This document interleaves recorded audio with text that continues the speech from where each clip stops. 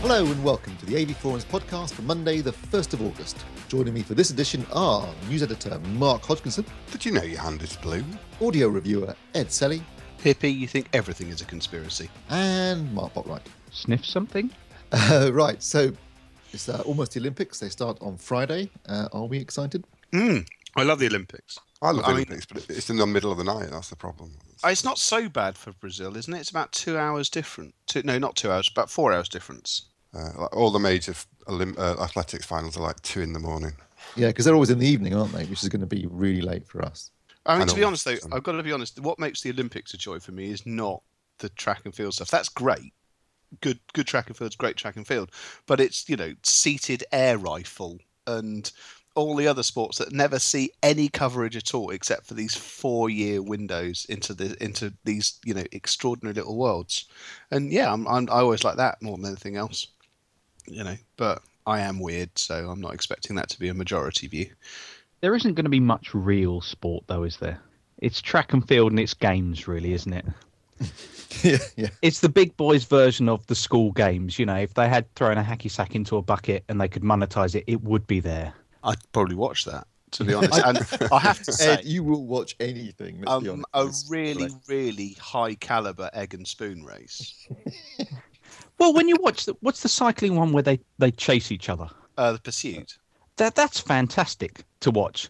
Yes. But it is. I'm fairly sure we did that on our BMXs as kids. It's not as good as the mystery race, where they all follow that guy around on a moped until an arbitrary point and he stops off and go like the clap. That's fantastic. And obviously, there's an element of bias here because as a sport involving a mechanical object, it's one that Great Britain's good at. So if it's got wheels or floats, we're strong on for it. But, I can remember at the last Olympics, Mark telling me to turn on the curling because our team were quite fit. That would be winter, sure. Oh, it was the winter ones, yeah. Yes. Sorry, the Winter Olympics. And curling's also excellent. I know it's not Summer Olympics, but I love curling. Yes. Oh no, it's fantastically restful to watch. I would say, on a pervert level as well, Winter Olympians are generally speaking fitter than Summer Olympians. This applies to both genders. I'm not being sexist here. They're more attractive people. And they also clearly have no fear of death. Anyone prepared to shoot down an ice tube on a tea tray, that's an exciting person. I have to say, I watched Eddie the Eagle recently, and whilst the film itself does deviate somewhat from the truth, it does really ram home just how utterly insane ski jumping is. Because when the camera's at the top of the 90-meter jump, you're like, bloody hell, that's a long way down. And I didn't realise, and this bit is true, it's in the film and it is true, is that when he did the 90-meter jump in the Olympics, he'd never done it before in his life. That takes some serious balls. You can't. Where was he going to do it? Where was he going to practice it? It's a one-time thing. But he would have probably killed himself. So you couldn't really practice it. No, I'm going to find it difficult to get excited, partly because of, as Mark's pointed out, a lot of it's in the middle of the night. But also after last time in London, that was just such an incredible experience. I mean, I was watching sports, like equestrian events. Glued to it. Horse dancing. Yes, it's quite. I was in tears at some of that stuff. I don't think I'll be doing that again this year. Weeping at horses. Steve Wood's story. so up in the whole thing. It was ridiculous. Okay, great. So let's have a look at the competitions. Mr. Botwright, what have we got? We've got Metallica Through the Never on Blu-ray, and that's open to all members until 17th of August. We've got The Bridge on the River Kwai on Blu-ray, and that's open to active members until the 19th of August. And Terry Pratchett's The Colour of Magic, again on Blu-ray, and that one's open to all members till the 24th of August. And were there any winners previously? None. I didn't think so. Okay, let's move on. Let's move on to hardware then. So as Mark's already just mentioned, a lot of the Olympics, a lot of the really interesting stuff is going to be happening quite late at night for us. Things like, the 100 meters finals, that sort of stuff. So you're going to, I think, end up using your, either stay up all night long or use your PVR quite a bit. So Mark, what's the best, what do you reckon the best PVRs for recording all that overnight action on the Olympics? Well, there are several good ones on the market now, really. I think a lot of people won't bother recording the whole thing because For me, say for the 100 meters final, it's on I think it's on in early hours Sunday morning, so I'll probably just wake up and catch it on my tablet or something. But some of these PVRs have their own apps integrated, of course. So you've got the EE TV, which is free to EE subscribers, and it's a great little box. It's got great integration with tablets. You can watch up to 4 screens at a time and stream it around the house. Sky Q in a similar vein. I've not tried Sky Q. It's the one in the list that I've not actually had because I'm not a Sky subscriber. But if it does what it says on the tin, I have no reason to think that it won't. Sky Q is just incredibly flexible. It's got 12 built-in tuners in the silver model. You can record 4 and watch a 5th. It's got the apps. It's got tablet replay, phone replay. It really is. It does sound incredibly flexible. So if you're a Sky customer and you've got one of them, that'll do the job. Something I have used quite a lot is something a bit different, and that's the VBox TV gateway, which it's kind of like a router for your TV signal. You plug it into your router, and obviously you connect your aerial up to it. And that's almost unlimitedly flexible. You can record to network storage, access from all manner of TV boxes, your smart TVs, your mobile, your tablets. That's a really good one. My day-to-day. Sorry, my cat's. Stop. Get off. She's on my arm. My day-to-day recorder. I've got 2. I've got a TiVo, which I've not put in here. I'm going off the TiVo, but I've got a Humax UView player and recorder, of course. That's actually got the BBC Sport app built in as well as iPlayer, so that will just have it'll have the individual races and events just as sort of 2-3 minute segments. So that's also a good choice. And then as an alternative to UView, we now have Freeview Play. I've reviewed several Freeview Play recorders. Probably my favourite is the Humax over the Panasonics, the FEP 4000T. That lacks app integration, unfortunately, though. So unless it's in the room with you, that's not really going to be that good. The Panasonic series of recorders, I've now done 4 of them, more or less in a row. So I'm very well acquainted with them.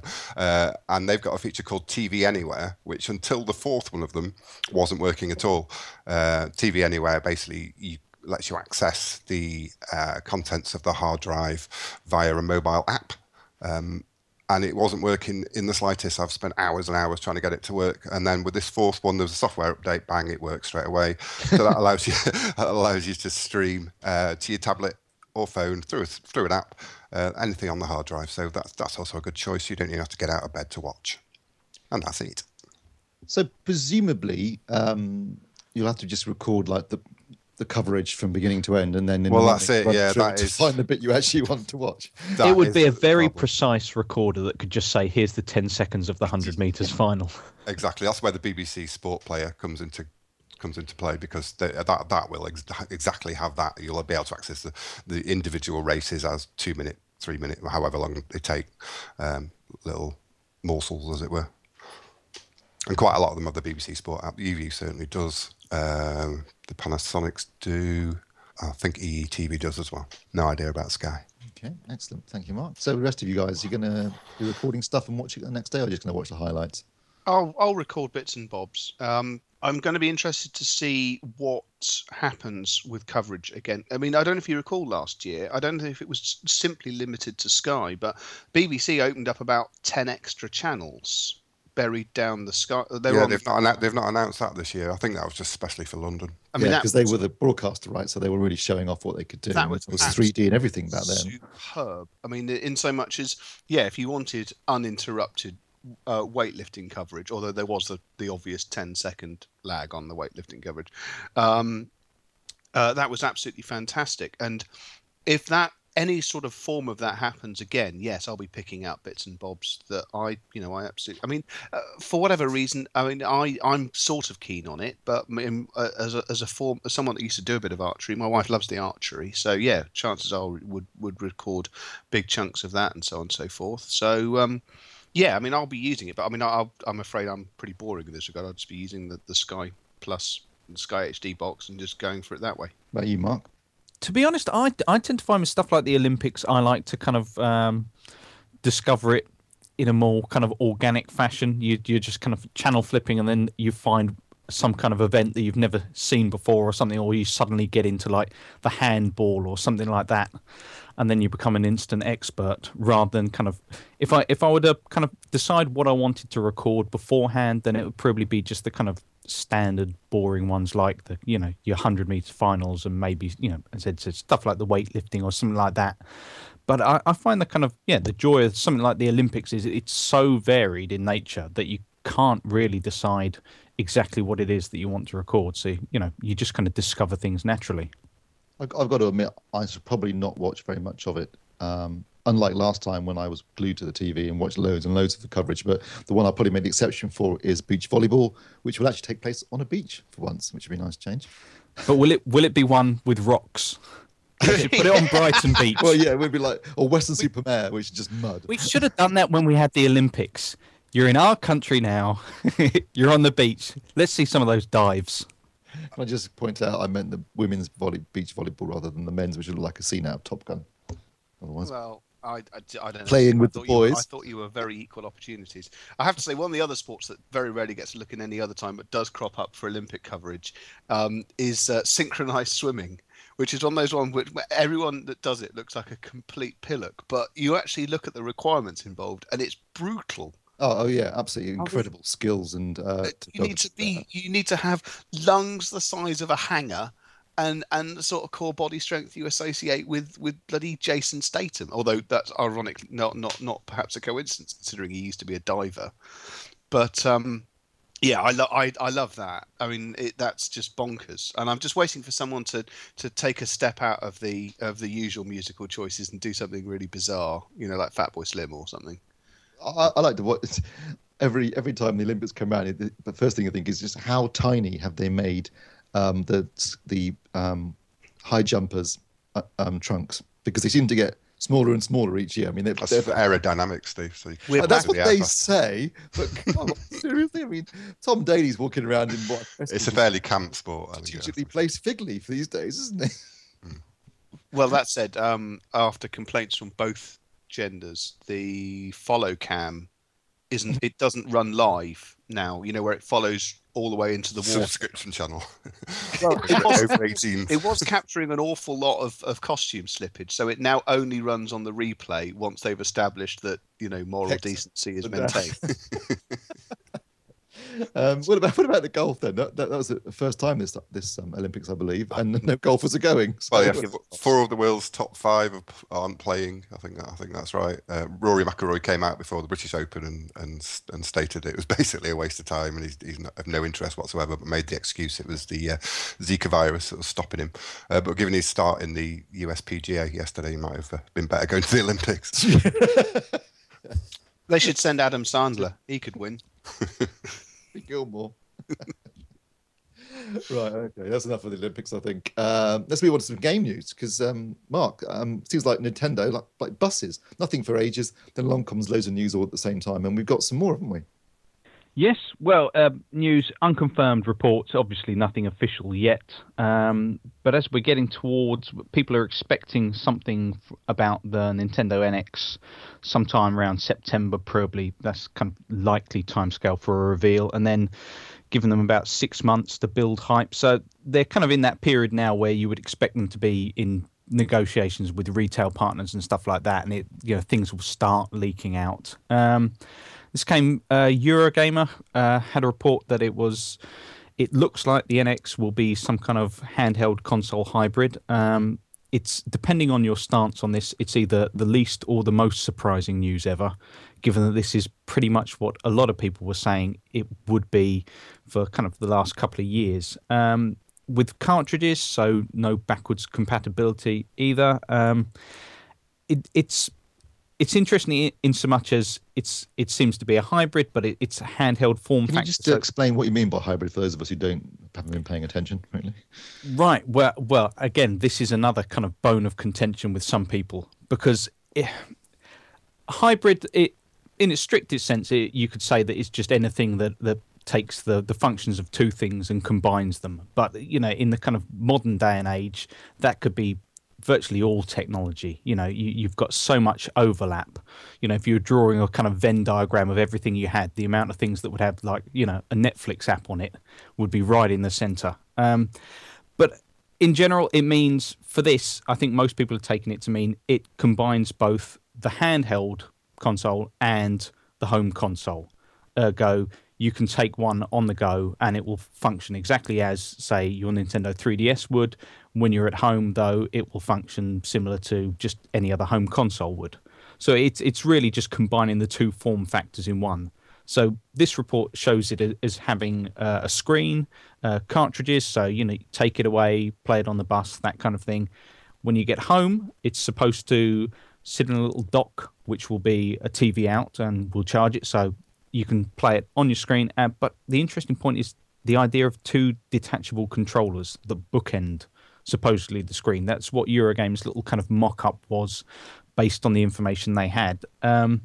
It's a really interesting idea. No one can quite work out exactly how you would make that work with regards the kind of two ends. There was a Nintendo patent for interchangeable parts of a controller, so like swapping out a D-pad, because if you think that you're going to be taking off two sides of something, then obviously one will have, say, the thumbstick on one side, and one you would have just a D-pad there as well. So you would want face buttons on both, otherwise it would be hell to play for local multiplayer.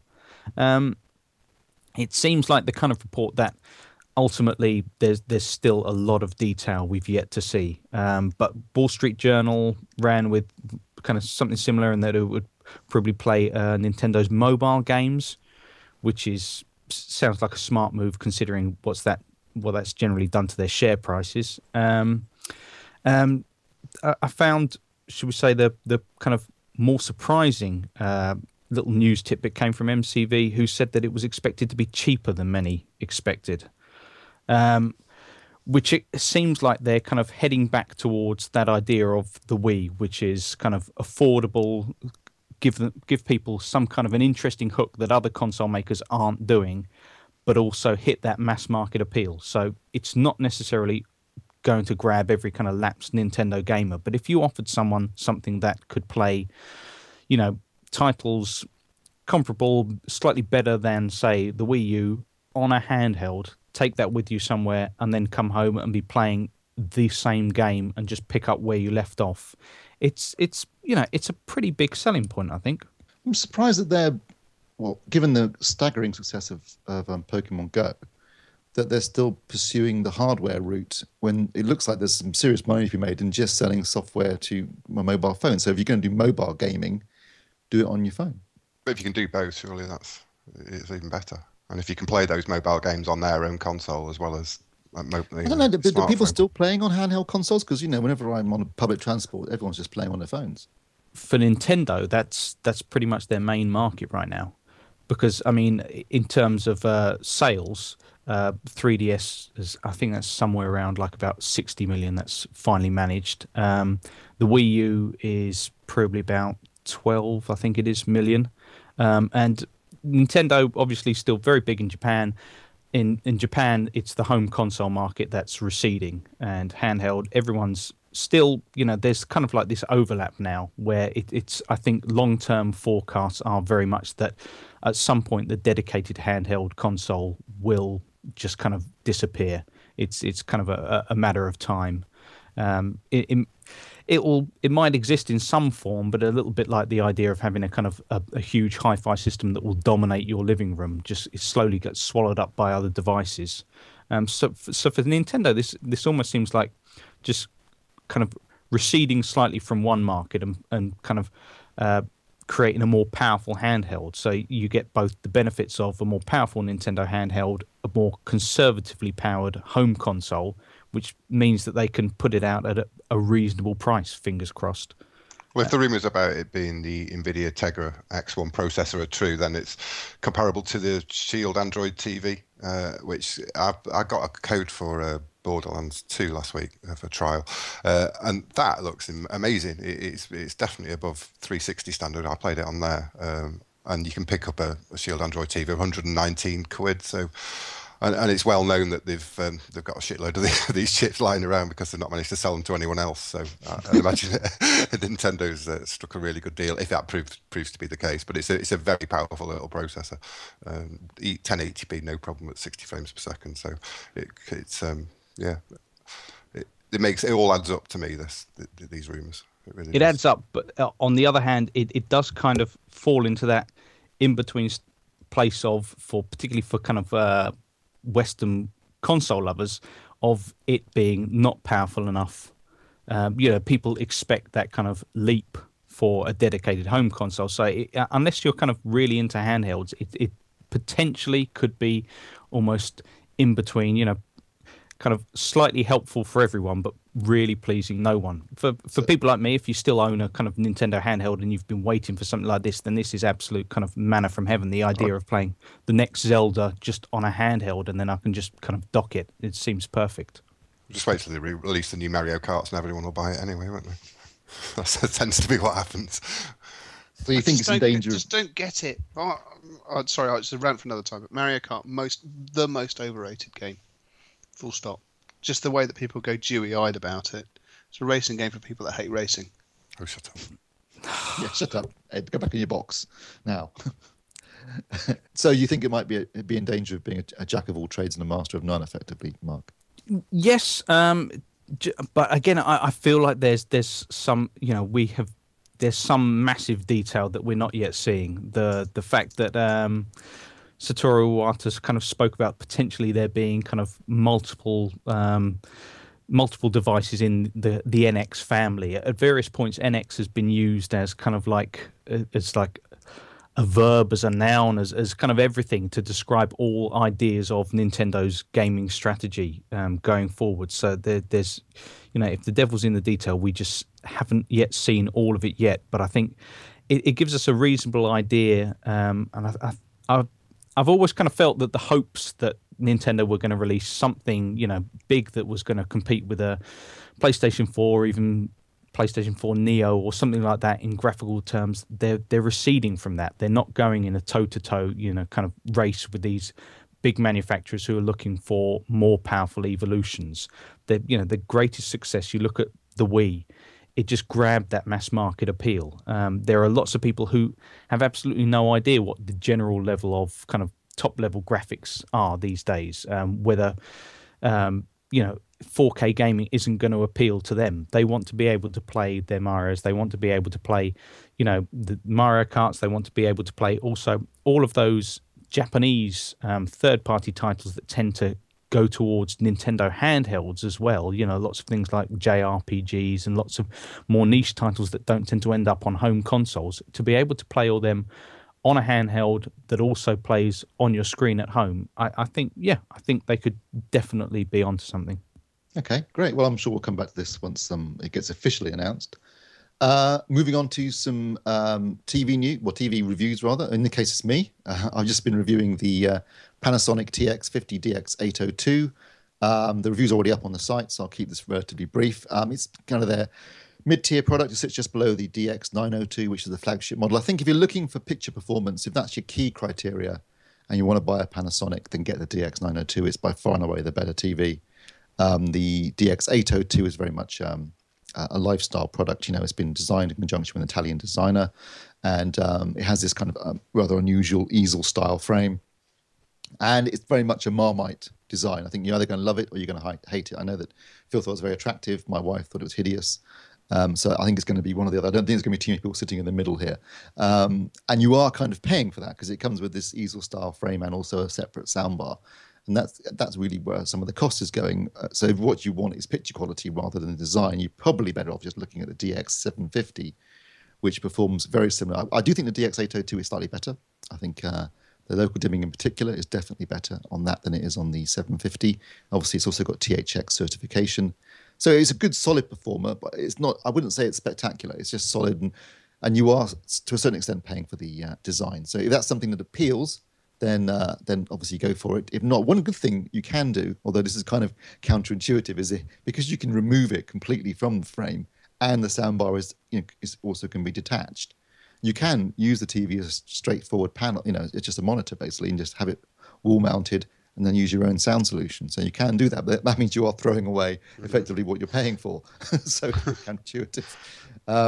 It's definitely, if you like the design and it's something you appeals to you and you want slightly better sound quality because it's obviously got its own sound bar, then that makes it very appealing.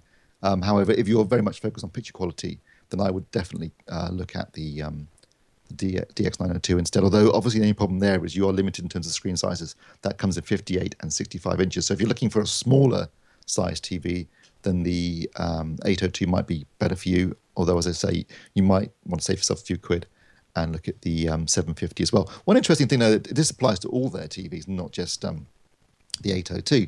But it's interesting, and maybe you noticed this as well, Mark, when you were testing this 700, I think it was, that they don't have a separate HDR mode. When it detects HDR, it just sort of defaults to certain settings within the mode that you're already in. Yeah. So, for example, if you're in Pro 1, it stays in Pro 1 and just goes to 100 contrast, 100 backlight, which means then you have to go and change the color gamut to Rec 2020.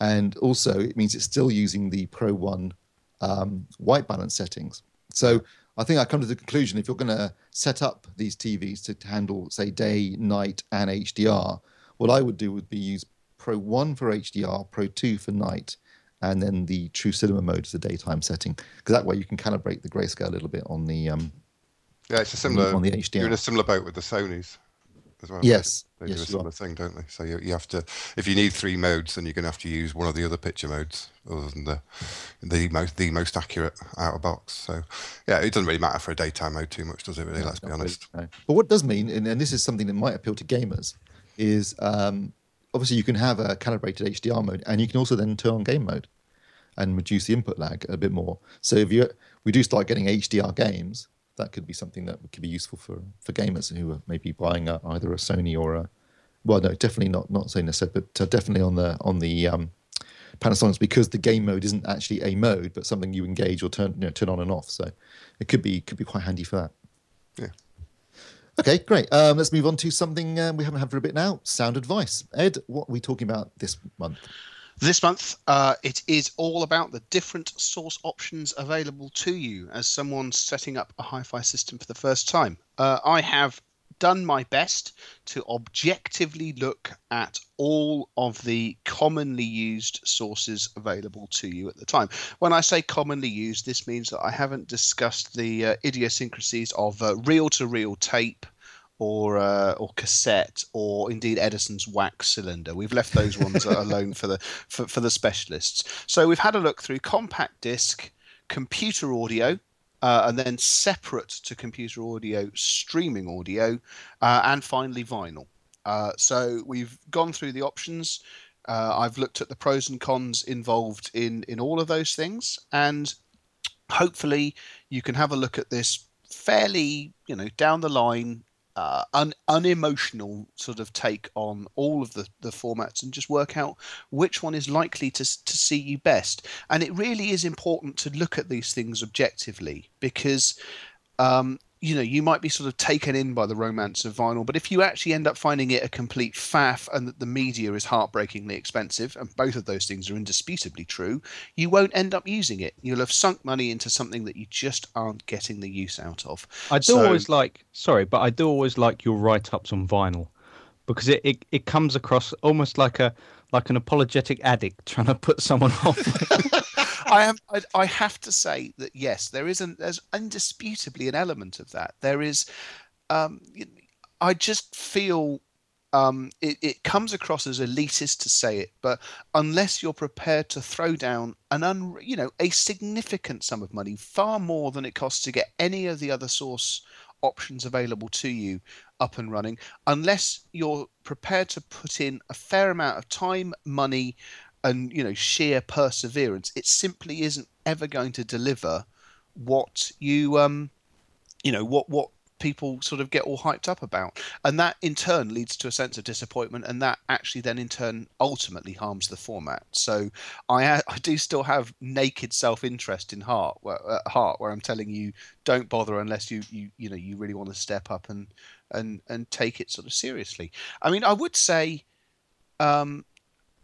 two things have sort of happened simultaneously, really. I took delivery of what is ironically the last of this month's review products. It turned up late, thereby screwing me over.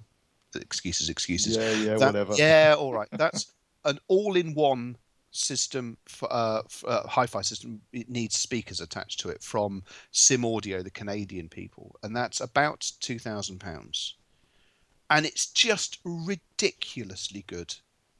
Viewed in a completely sort of logical sense, for most, not even sane human beings, even for really committed audio enthusiasts, it's very hard to see how you could realistically complain that it's not delivering enough performance for you. The moment that you wanted to add vinyl to that, it's got a phono stage in it, but you'd be looking at pretty much doubling the costs again to just keep up with what it can do in terms of its digital performance. So that being the case, I've got to be honest, if you're getting started now, go digital. Go and play with some of the astonishing bits of equipment that are turning up for not a lot of money. I mean, going back to what we were discussing last podcast, the AudioQuest Dragonfly for £90 is stupidly good. And then by the time you get to something like the Chord Mojo, it's a level of digital performance that was unattainable at any price at the turn of the century, which I know makes it sound a long time ago, but actually in a great scheme of things isn't that significant. So view it objectively, have a look at the guide. Hopefully it's of use to you. And hopefully, and if you've got any feedback, please feel free to pop it in the comments section. Just out of curiosity, go around the room here. So Ed, I think I can answer this one already, but I'll ask you anyway. What's your primary audio source at home?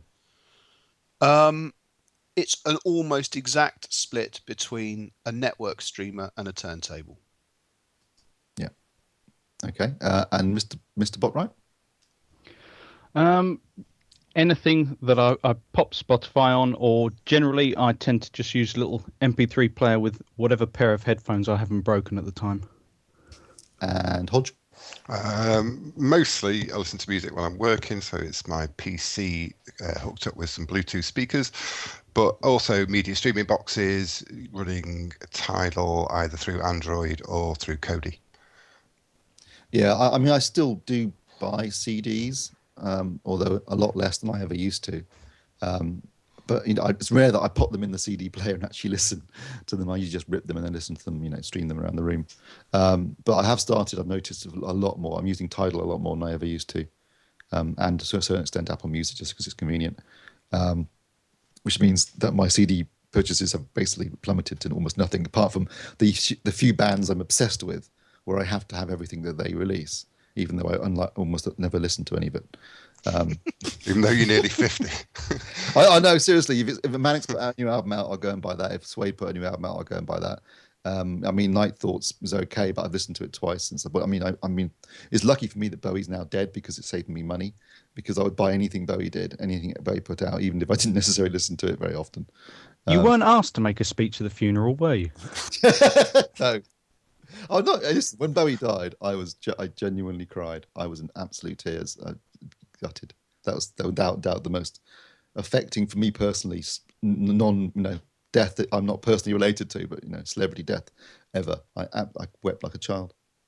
It really hit me hard, because I just got off the plane from Vegas, was completely unaware that he had died, and was listening to Bowie by coincidence all the way back on the motorway. Got home, the new Black Star arrived in the post. I was showing it to Laura, and she goes, "Have you not heard the news?" Just absolutely gutted when that happened. It must be said, when you describe stuff like that, Steve, it is easy to see how you can be suckered into buying every single 4K Blu-ray or stuff with an Atmos soundtrack. There is very clearly a sort of gotta have them all streak a mile wide in your buying habits. I do suffer from a certain a collector's collector. Don't start playing Pokemon then. Never see you. Okay, thanks Ed, that's brilliant. And that's it for Harper News. We'll come back with movie news.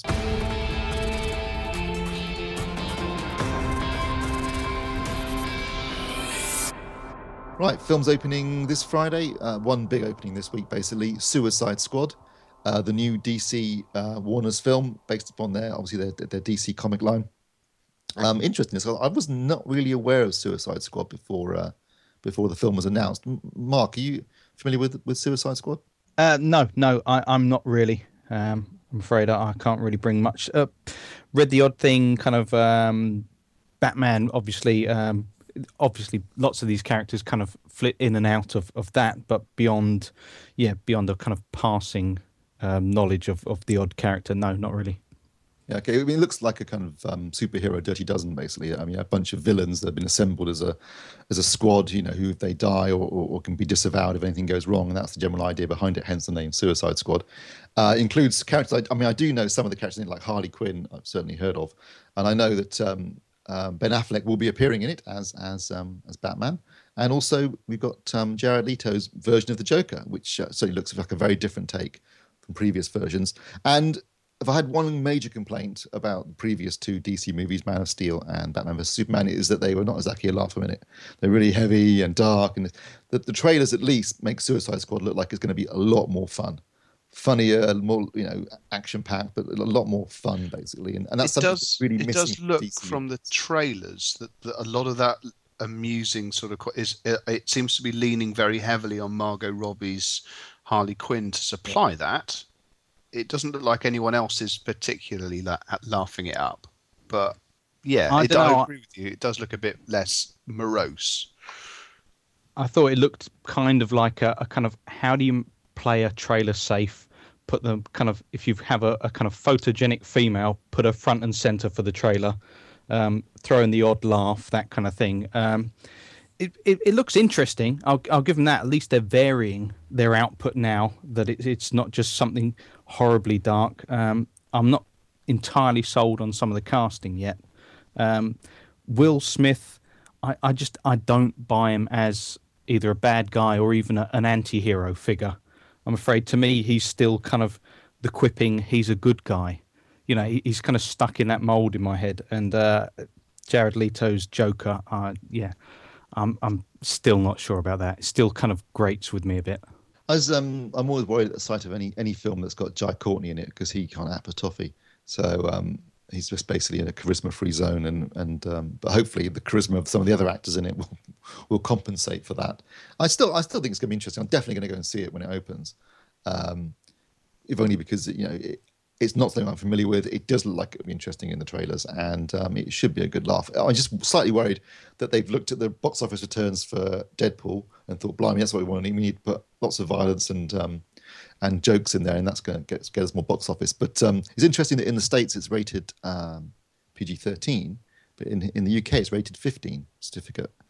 The Americans are just desensitized to horror. They are. It's ridiculous. You get your willy out, and it's like they're up in arms. But and you can cut someone's head off quite happily, and no one gives a damn. No wonder what country got Steve on holiday there. I was going to say.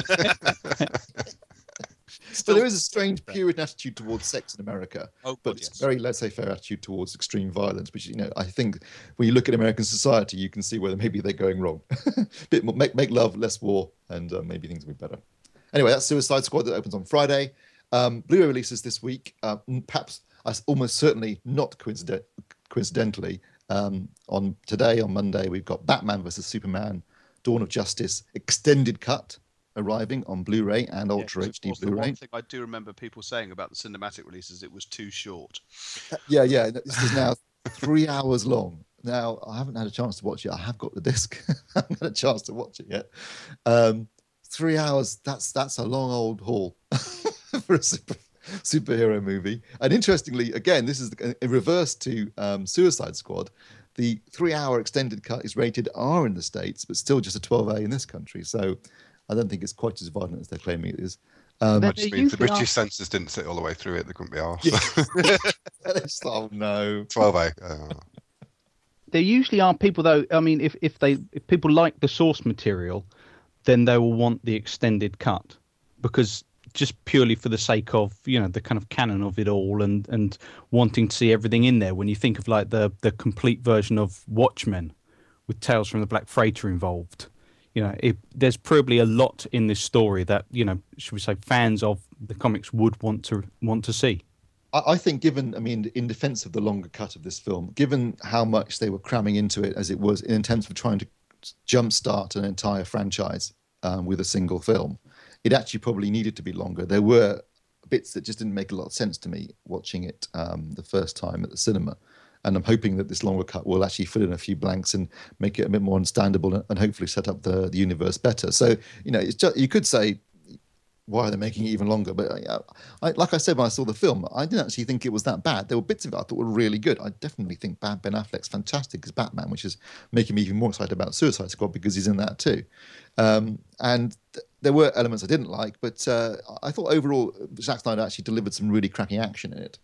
And there were elements that I thought worked really well. So it might work better as a longer cut. I mean, there are films that definitely do work better in a longer version. And one we mentioned previously has been Kingdom of Heaven, which is a completely different film in its longer cut than it is in its truncated version. So maybe it is going to be better in the longer version.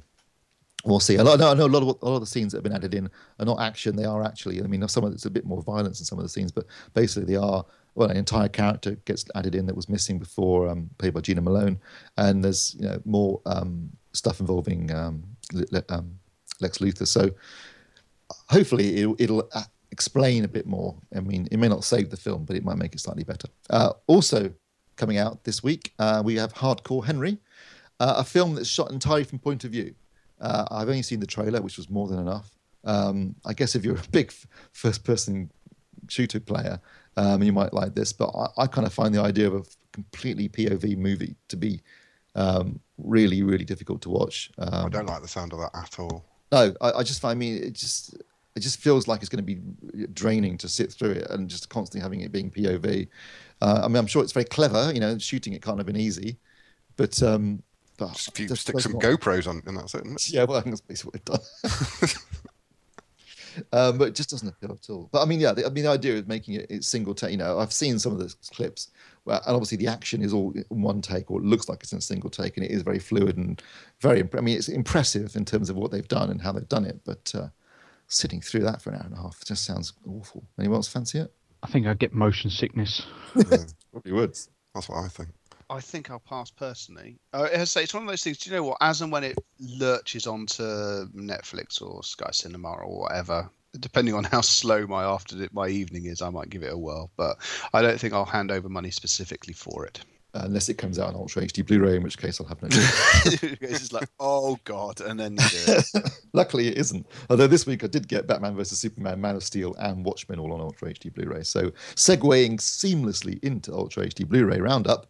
And even segueing again, because speaking of films that are much better in their longer versions than their shorter versions, The Abyss, which I think is a vastly superior film in its longer cut and is, in fact, one of my favourite films, has been completely AWOL on Blu-ray. It's available. It was out on DVD, a non-anamorphic DVD, 10 years ago, and has never been released on Blu-ray. It was supposed to have come out for its 25th anniversary in 2014, didn't turn up. Fantastic news for any fan of the Abyss, and absolutely had me jumping, doing cartwheels.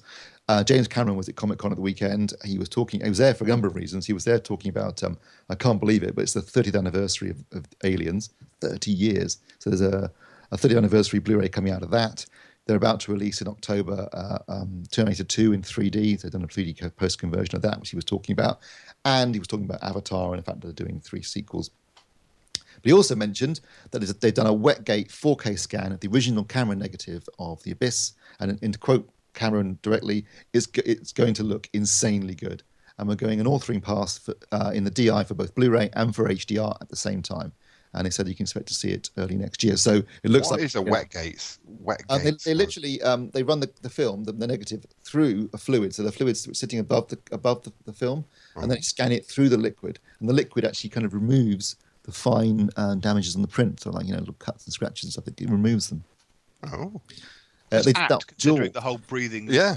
Well, they did it on Jaws too. It's not just a joke. A Wetgate scan is a way of scanning the film, but they did it for the Jaws negative as well. But basically what it means is we're going to get a Blu-ray release in January or February next year, and Ultra HD 4K Blu-ray release. So I'm going to jump straight from non-anamorphic DVD to Ultra HD 4K Blu-ray with HDR, which is going to be quite interesting. I've never seen The Abyss.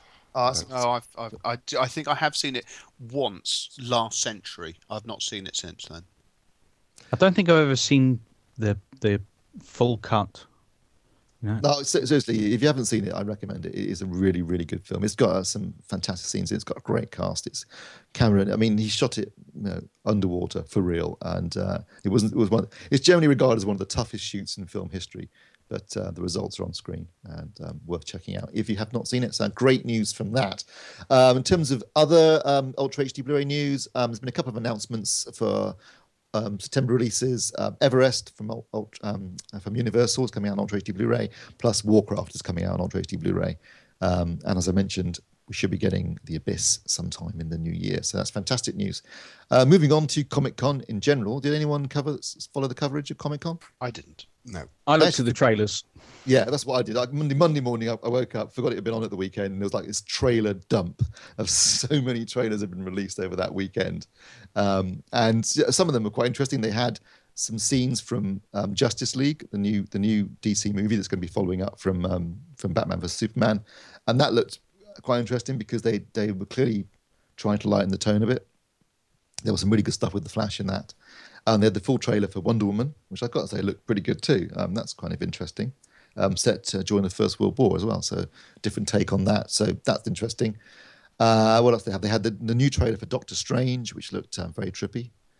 They had what else did they have, Mark? Can you remember? They Iron Fist and Luke Cage, which will be Netflix series. Also American Gods, based on the Neil Gaiman book. No, I did see that trailer, and I mean, that's not a film though. That's going to be a television series, isn't Yeah, it? yeah. No, that's on I have TV. to say, as one of my all-time favorite books, I'm genuinely looking forward to that. As long as it's done with any degree of sympathy for the actual text itself, that has the premise to be fabulous. As long as they don't try and spin it out, it's one book, one season. Just do it. Am I seeing this right? Is that Brad Pitt playing King Arthur?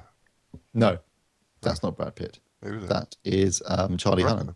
I watched that trailer for King Arthur: Legend of the Sword. It looked terrible. Lock, Stock, and the Sword. So bad. I thought, oh, that's going to lose. But I thought Kong Skull Island looked quite good. Quite like look at that. I Kind of don't know. Vietnam I thing going on. just leave it alone. The original one is so good, and every single time they seem to forget what made the original one so good, and just pet hate of mine, of one of many, obviously. There was a trailer for Fantastic Beasts and Where to Find Them, so more Harry Potter verse, although not with Harry Potter, obviously, set in the 30s, or even 20s, I think. There was a trailer for Sherlock season 4, which doesn't even doing air at Comic-Con. well, they're anything like that, basically anything that they think's going to sell. I mean, Comic-Con is less about comics sometimes and more about movies. I guess that's why Lucasfilm had their Celebration the week before to tie in with Comic-Con. But that's not even coming out till January, but they're obviously shooting out at the moment. What else do we have in terms of trailers? There was an Exorcist trailer. Oh, yeah. Ooh, It looks... No, not good. I thought actually it didn't look too bad, but then at the end they play a little bit of Tubular Bells and it kind of brings you back and say, actually, no, in comparison, that does look terrible, doesn't it? Yes. Yeah. Again, certain things, just leave them alone. Even if you wanted to revisit the premise of exorcisms, just take a different spin on it. Don't go back to something which managed to work well by the simple experience of just horrifying absolutely everybody who worked on it. I just think The Exorcist is an absolutely perfect film as it is, and just leave it alone. And also, you couldn't make that film these days, given some of the subject matter and the protagonist's age. Also, Blair Witch turned up, remake. It's like, great, well done. That's what the world's been crying out for. I was going to say, between that and the other one from first-person perspective, I think you'll be hearing a lot of stories of people throwing up in cinemas. Yeah. Splendid. And there was a teaser tying in with last week's comments, a teaser tying in with the new Star Trek TV series, which I believe is called Star Trek Discovery now, the name of the ship in the show, which is sort of taking place within the Star Trek universe, but isn't necessarily going to involve, or doesn't involve, the new Star Trek crew. Which leads me very nicely onto Star Trek Beyond, which I was saying a couple of weeks ago from the trailer looked awful, and actually I really, really enjoyed. I thought it was a great film. And it's made me think, for example, the King Arthur trailer looked shockingly bad. But I didn't. I thought Paddington looked crap, Ghostbusters looked crap, and Star Trek looked bad, and yet suddenly, all three of those films actually turned out to be really good when I actually got around to seeing them. So, I mean, Ed suggested this in when we were chatting earlier in the week, was maybe they're deliberately making some of these trailers bad. So, are they underselling good films and overselling bad films like X-Men Apocalypse, which looked quite good in trailers, but turned out to be rubbish when I actually saw it? I don't know if it's deliberately underselling. The moment there just seems to be a very hit and miss methodology towards the trailers themselves. And what with them seemingly being longer than before and there being more of them than before, it still seems to be extremely easy to give a wholly erroneous view of what the actual film is in terms of its quality and all the rest of it. I completely agree. I mean, the Star Trek trailers, I just looked at leave that well alone. But it transpires that actually the film itself manages to avoid a fair bit of that. I mean, it must be said Star Trek's an odd case because the first trailer, the one that had everyone sort of really quite worried, came out whilst they were still doing like reshoots and stuff, didn't it? Yeah, it was an early trailer. A bit of a specialist case. But I don't understand how they managed to make a Horlicks of the Paddington trailer, but they did. And then I suppose in the other direction, of course, it's easy to understand how you can take something which actually might not be that good and very selectively find the bits that would encourage people to get off their seats and go into the cinema. That's a more cynical practice. I don't think anyone is deliberately doing down good films. I just think that there's gaps and problems with the methodology that mean that they're just not getting it right. I mean, obviously, if we remember the classic example of making a great trailer out of an awful film is The Phantom Menace. Yeah, that's a masterpiece. That's an absolute lesson in how to make a silk purse out of a sow's ear. But I don't understand how you can take something which is fundamentally good. Because even then, if you don't want to show much about what the film is about, there's still perfectly good ways of doing really good teasers which don't give away very much at all.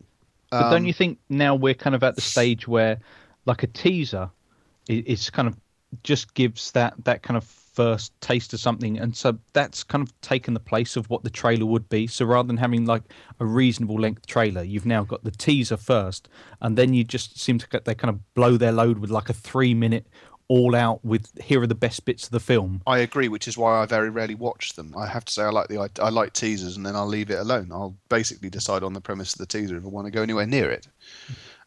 So yeah, I agree with you, and we have touched on this in the past that the second, Steve, this is a particular bet noir of yours, isn't it? The second Batman versus Superman trailer basically gave away the whole everything and just showed almost any point of relevance in the whole film, and then also at the same time managed to suggest that it was a joyless death fest. Yes, absolutely. The teaser looked really interesting, and the actual trailer sank the film basically for me. I guess part of the problem is that they get pushed. You're right. The teasers tend to be more abstract and just teasing the film a little bit, which is kind of what a trailer is meant to do, rather than just give you the entire film. But they also get pushed to put these teasers out as early as possible to generate some interest. And quite often with big effects movies, that's tricky because you haven't done the effects yet. I know that J.J. Abrams did the teaser trailer for Force Awakens under duress from Disney. He didn't want to do it that early because basically they had to do the effect shots for those specific scenes in the trailer, and the film was still being fashioned and edited together and everything, and he didn't want to do the trailer, but he was forced into it. And speaking of trailers, whatever happened to? I mean, we've had this massive trailer dump in the last week of trailer galore. Still no Rogue One trailer, which is a bit annoying. Maybe didn't want to get lost in the noise or all the rest. That may well be the case, actually. Yeah, I think it's generally there's an art to them, and less is more in general, particularly with comedies. Because I do find that it's really easy to make a comedy look bad in a trailer. Paddington being a good example, which was genuinely funny and charming and lovely. Ghostbusters as well. Yeah. They kind of come across, if you do them too quick fire, if you do a little bit of scene setting in a trailer and then drop a couple of well-placed gags, people will think it's funny. If you go for kind of quick fire hilarity, it kind of comes across like Colin Hunt from The Fast Show or something like that. Just a bit too zany and wacky. Well, There is comedy also needs the risk. context, doesn't it? They also run the risk of there's always a temptation to use the best sight gag of the film in the trailer, which is unwise in my opinion. But there seems it's an awful temptation to do. I guess. tell you what, they always do the same thing. There's a trailer, and then they do the credits, and then they do that sight gag right at the very end, just after they've shown the little bit of credits for the who's involved in the film. It's almost standard now. God, we're a bunch of grumpy old bastards. No, I just get annoyed when trailers missell good films, as has been happening quite a lot recently, it seems. Oversell bad films, or worse than that, just give away the entire bloody plot in that 2-minute runtime. It's just so annoying. It seems like, although you know what, trailers have never been very good, because has anyone ever seen the actual original trailer for Star Wars? It's rubbish. I mean, they clearly had no idea what they were selling or even how to do that. And it had like some voiceover with the few finished effect shots, and lots of them running around the Death Star and that, and going like, a film about a boy, a girl, and the universe is the actual dialogue, and then coming to a galaxy next summer. It was not the best of trailers.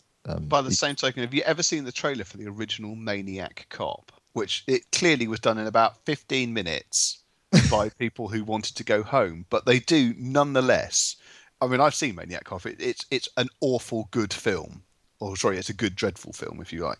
But that trailer, watch that. It's on YouTube. I defy you to not want to watch Maniac Cop after they've done that. It's fantastic. It is a how-to, even though it was clearly done by people that didn't care, didn't have any time or any money. It's fantastic. So yeah, it can be done. And we'll end on a bit of breaking news, because Ed, you pointed. Oh, actually, I had read it already, but you did mention it to me this morning. Do you want to just tell everyone what you were telling me? Yeah, well, not content with kicking over every rock from the 1980s, a particularly moss-covered and forgotten rock, but one that I'm quite sentimental towards. It seems that Steve is too. After years of doing absolutely nothing with it, Disney let slip that they are going to make another Rocketeer film. Now, I love this film. I love it for different reasons than Steve. Steve, the pervert, it's all about Jennifer Connelly. And, no, that's not why. That's just one of the reasons. Yeah. I think it's a perfect lightweight but then just visually, it's absolutely sensational. Obviously, in these interesting times, it's not as simple a business as just sort of kicking it back into life. Not least because what's his chops? The bloke who played the Cliff is now firmly into his late 50s, so he's probably not the ideal candidate. But nonetheless, there seems to be some uncertainty at the moment as to whether it's a clean reboot or whether it picks up sometime afterwards, after the original film. But it switches from our original hero to a female lead, most likely of African American origin. And that does strike me ever so slightly as just trying a bit hard. And the other thing is that obviously the gaps involved. I mean, what year was the Rocketeer, Steve? 1991, I think. So yeah, we've got a bit of a gap here in terms of since when the last one happened. I don't know. It just strikes me as a bit of an odd decision, especially as the last one wasn't exactly box office gold. No, it bombed. But we were Steve and I were briefly Skyping one another this morning, as we do, because we're sad. I don't know if it does take the original film, but make use of its setting points and then go off somewhere else, possibly in the 50s rather than the 30s. Yeah, it could potentially be rather good. Or what if they set it in modern day? It's actually apparently it's set in the 50s, 6 years after World War II, where so Cliff Secord, who was the main character in the original film, has disappeared, fighting the Nazis, and this African American girl presumably discovers the backpack, the rocket pack, and takes it from there. So it does look like it is being aimed at a kind of sequel, but it might be a sequel / reboot to a certain degree. I just think, when the film came out, Disney slashed the budget on it when it was being produced, so some scenes couldn't be shot. They released it up against some really big movies and basically buried it. so it didn't do very well, even though I think it's a great film. It's fantastic fun. It's got a beautiful design. It's got a lovely 30s feel. It's got Jennifer Connelly at the peak of her powers. It's got a fantastic score. It's got a brilliant villain in Timothy Dalton. There should have been 4 more Rocketeer sequels since then, but we haven't had anything. And you kind of do feel like maybe 25 years later, it's a bit late now, and I'll just stick with the original film. Who knows? Maybe it depends on who they get involved in to write it, who directs it, because I think Joe Johnston did a brilliant job directing the original film. And I'm pretty sure that's the reason he got the Captain America First Avenger gig, because it's the same kind of tone they were going for there. But it's a further interesting thing, isn't it? That going back to conversations we've had in the run-up to Ghostbusters, ultimately, I fully understand. I support the concept that cinema needs more female leads, strong female leads, funny female leads, all the rest of it. I just don't necessarily think it's a great idea to create these by taking something that was originally a male concept and just simply flipping it. I think you would be better giving them a fresh start, a fresh concept. It avoids the unnecessary comparisons, and it equally builds into this this sort of current fetish that I was discussing with my brother-in-law, that everything that films now have to all exist in their own universe blocks, even if that doesn't necessarily make a huge amount of sense or is actively a counterproductive to getting a single film out the door that makes sense and works in its own context. It just, I don't know. It just seems like people are just picking through the past in the hope of finding something, and then with a coat of fresh paint, we'd be good to go. And I find that a bit.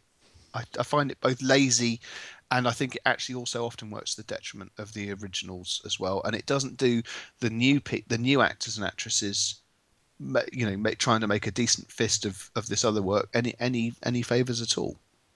We're also suffering a bit from the Ray effect these days because of the success of Force Awakens. It's like everyone thinks we have to have a young female lead for the film, even if that's not necessarily appropriate. I mean, you've already got it with Rogue One. Now we're talking about it with the Rocketeers. I'm sure there could be lots of other examples. It's just, just get the story nailed down first, and then worry about casting and that sort of stuff. But you're just having, ticking boxes, female, African American, good. And it's like, really in 1950s? I don't think so. But it just seems like too much of. Well, like you're saying, Ed, they've got no original ideas. They're just going back through the back catalogues now, and just trying to find something to remake, and everything's done by committee. So that's what you end up with, really. Which is a shame. Well, yes, it's not ideal. As I say, if you want original, it comes and it goes across concepts. You can, generally speaking, have originality on stage, on screen, or in music. It's very rare they're happening at the same time. At the moment, you've got originality on stage and you've got originality in music. Film's having some time off. I'm sure it'll swip round and it'll change in the fullness of time. Are we doing theatre watch now? We're not, but if you work on the principle, Mark, that I've got a constant stream of people coming through the house, doing various musical numbers and the like, I have managed to keep one eye on the stage, so you don't have to. That's very kind of you. Thanks for that, Ed. I'm still not going to go very often. I mean, it's like, anything at Sadler's Wells. It's like, no, thank you. I would rather sit in a bucket for 90 minutes. It's a damn sight more comfortable and an awful lot cheaper. There you go. So Ed watches the stage so that we don't have to. And on that bombshell, that's it for the AVForums podcast for this week. My thanks to Mark Hodgkinson. These guys were about as much fun as a tax audit. Ed Selley. It's World War III in a can. And Mark Botwright. This here's the bottomless pit, baby. Don't forget you can follow us on Twitter and Facebook. Bookmark avforums.com for the latest reviews, news and videos. Plus, why not leave us a 5-star rating on iTunes, but only if you enjoyed the show. I'm Steve Withers. Thanks for listening, and we'll see you next week.